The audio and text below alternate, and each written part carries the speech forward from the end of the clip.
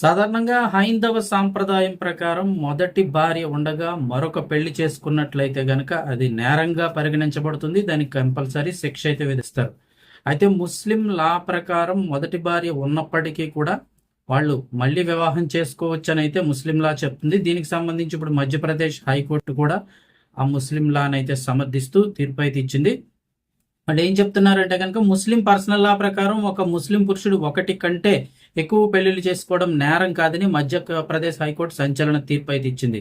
భారతీయ శిక్షా స్మృతి సెక్షన్ 494 ప్రకారం రెండో వివాహం నేరం కిందకి రాదు అంటూ పేర్కొంటూ ఓ భర్త పై నమోదైన కేసును కొట్టేసింది. అసలు ఏం జరిగింది కేసు చూస్తే పెళ్లైన 20 ఏళ్ల తర్వాత తనకు పిల్లలు కలగలేదనే కారణంతో భర్త వేధించాడని, తనను కొట్టడంతో పాటు రెండో పెళ్లి కూడా చేసుకుని తనకు తలాక్ విడాకులు ఇవ్వాలని ఒత్తిడి చేశాడని ఆరోపిస్తూ మహిళ తన భర్తపై కేసు పెట్టింది. ఈ కేసులను కొట్టివేయాలని కోరుతూ సదర్ భర్త మధ్యప్రదేశ్ హైకోర్టును అయితే ఆశ్రయించారు.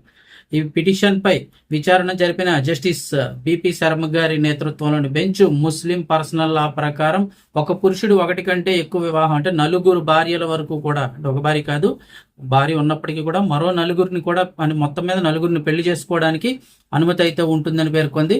అందువల్ల సెక్షన్ 494 కింద ఉన్న ప్రాథమిక నిబంధనలు ఇతడికి వర్తించవని చెప్పేసి కోర్టు పేర్కొంది. అలాగే భార్యపై వేధింపులు 498A అంటే కొట్టడం, 323 బెదిరింపులు, 506 ఆరోపణలకు సంబంధించి ప్రాథమిక ఆధారాలు ఉన్నందున ఆ సెక్షన్లకు మట్టుకు ట్రయల్ కోర్టులో విచారణ సాగుతుందని అయితే కోర్టు స్పష్టం చేస్తుంది. ఇక దీనికి సంబంధించి చాలా మంది ముస్లిం మహిళలు కూడా కంప్లైంట్ చేస్తున్నారు. కాబట్టి మొత్తం మీద ఈ భారతదేశంలో ఉండే వాళ్ళందరికీ ఒకే న్యాయపరమైన విధానం ఉండాలంటే ముస్లింలా, క్రిస్టియన్లా, ఇలాగ హిందువులా అలా కాకుండా యూసీసీ యూనిఫామ్ సివిల్ కోడ్ అయితే గనక అమలు చేయాలని కేంద్రం భావిస్తోంది. అంటే వివాహం కానీ విడాకులు కానీ చట్టపరంగా ఏదైనా అందరికీ కూడా భారతీయ శిక్షా స్మృతి ఏదైనా బిఎన్ఎస్ ఏదైతే ఉందో అదే విధంగా అందరికీ ఒకే విధమైన లా అయితే వర్తింప చేయాలని చెప్పి కేంద్రం భావిస్తోంది. అయితే దానికి చాలా మంది ఒప్పుకోవటం లేదు.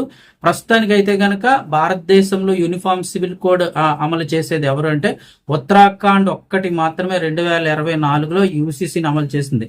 అంటే అందులో కుల మత ప్రాంత వయో భేదాలు ఏమి, లింగ భేదాలు ఏమీ లేకుండా అందరికీ కూడా యూనిఫామ్ సివిల్ కోడ్ అంటే ఇండియన్ లా మట్టుకే ఇండియన్ చట్ట నిబంధనలు మాత్రమే వర్తిస్తూ ఉత్తరాఖండ్ అయితే కనుక ఓకే చేసింది. త్వరలోనే భారతదేశం అంతా కూడా యూనిఫామ్ సివిల్ కోడ్ అయితే రావాలని భావిస్తున్నారు. చూడాలి మరి వస్తుందా రాదని.